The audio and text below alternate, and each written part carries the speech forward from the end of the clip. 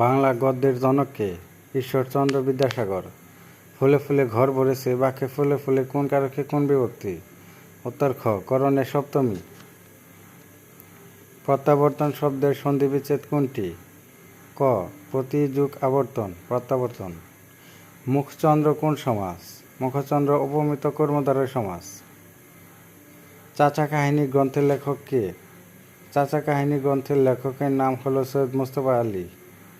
বাংলা সাহিত্যে কোন শতকে গদ্যের রচনার সূচনা হয়? 19 শতকে। বাঙালি রচিত বাংলা অক্ষরে মুদ্রিত প্রথম গ্রন্থ কোনটি? রাজা প্রতিপাদিত্য চরিত্র।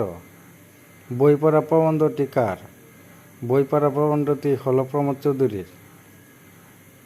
উৎপত্তি অনুসারে বাংলা ভাষার শব্দসমূহ কয় ভাগে ভাগ করা হয়েছে? 5 ভাগে। গাছ পাথর বাগধারাটির অর্থ কী? হিসাব নিকাশ।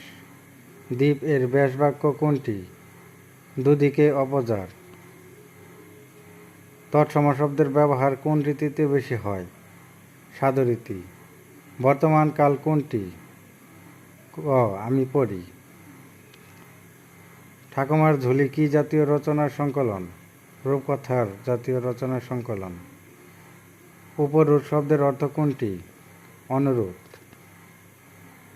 বিজুরি শব্দের প্রতিশব্দ কোনটি? চপলা। The synonym for patient is.